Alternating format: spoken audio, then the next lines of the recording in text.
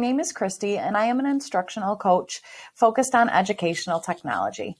Today's video is going to take some time to walk you through Google Classroom from a student view, how you can tell what work is owed, when it's due, where to find different types of assignments and announcements, as well as how to tell when work has been returned to you and what feedback you received on it. So right now we're on the Google Classroom homepage. We got to that by just clicking on our tiles, and you're going to see that I have a tile for every class that the student is enrolled in, and it also tells me who the teacher is for that class. Notice that if something upcoming is due, it's listed right under the classroom. And if you notice, I have two other tabs as well here. I have a to-do list as well as a calendar. So these are really useful for giving a broad overview to the student of everything that is due coming up. If I click on the to-do list, I get a list of everything that is assigned, missing, or done by that student and when it's due. Notice that right now it's set to all classes, but I can go down to just one class if I would like, and then go back to all classes and can go back and forth between tabs to get ideas of things that are missing or overdue and things that the student has completed as well, if it was done early or when it was done prior to that. If I want to go back to my classes, I simply click on these three lines and click on classes to get back to the tiles for every class I'm enrolled in. And my next button here that I have access to is the calendar button.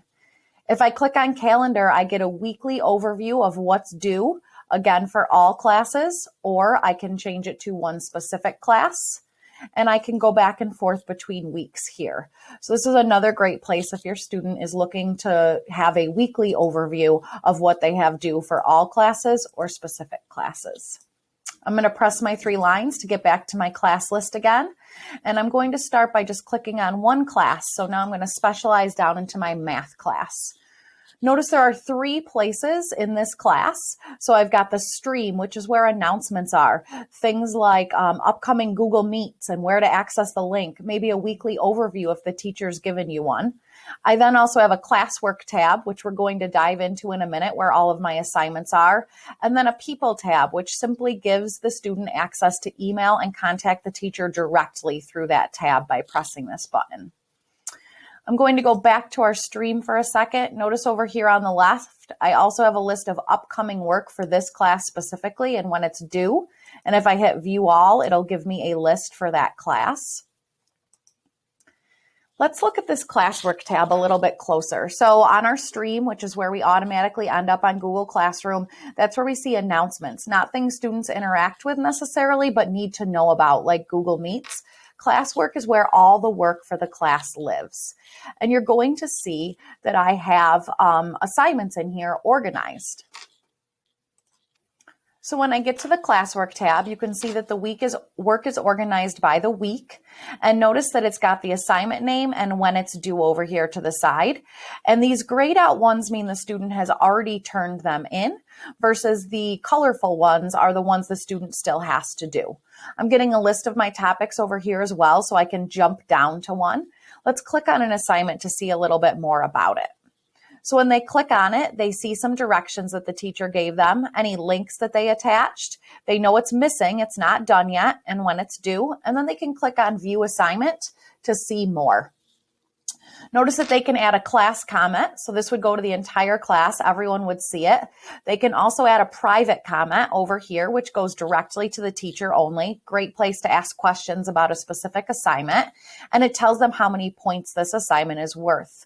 This one has them going to a website to do the work. So when they're done, they would press Mark as done. I'm going to go back to my math page and show you an assignment. So here's an assignment that a student has already turned in. Remember, it's grayed out, so that's how we know that. Likewise here, I'm going to click on this assignment to view it for a minute. This is a different type of assignment.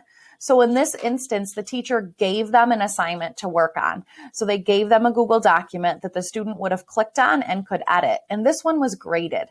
So now that the teacher has returned it, they can see the score that they've got so far, a private comment from the teacher about why they received that score, and some feedback and information. Notice they can again message the teacher privately here if they need to, and they can resubmit it as well if necessary.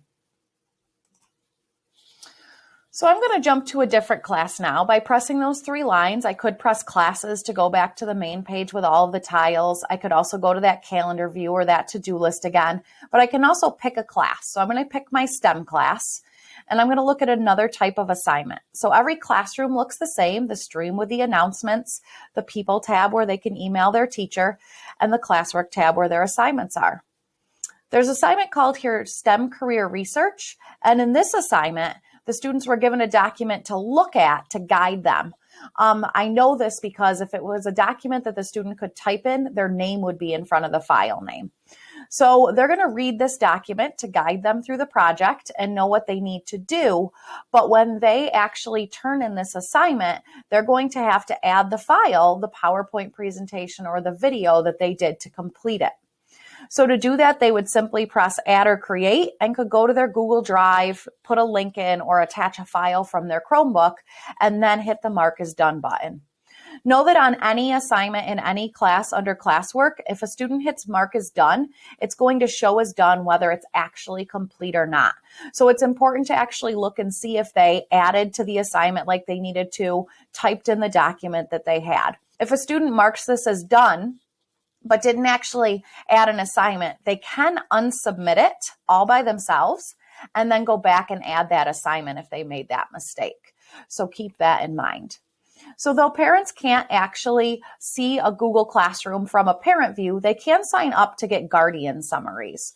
So if I wanted to get guardian summaries, I would simply get in touch with one of our teachers or the school office, and they would add me. After they add me using my email address, I'm going to get an email in my inbox that looks like this as the guardian. It says you were invited as a guardian to the Google Classroom. Your student's name would be here, and you would hit accept. At that point, it's going to walk you through how to sign up and finish some settings to get your guardian summaries.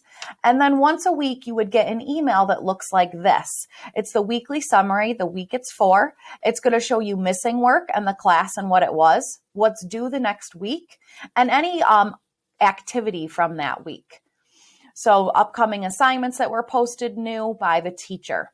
So though you can't see the Google Classroom as a parent, you can definitely contact your student teachers to get added and signed up for those guardian summaries. So know that your student has so many places to see what's due. They can go into an individual class under Classwork. They can go to the to-do list. They can go to their calendar. And in addition, every time a teacher posts something in Google Classroom, a student gets an email telling them something has been posted. Please don't hesitate to reach out to your students' teachers or main office if you can use some more support. We would be more than happy to help you help your student be more successful using Google Classroom.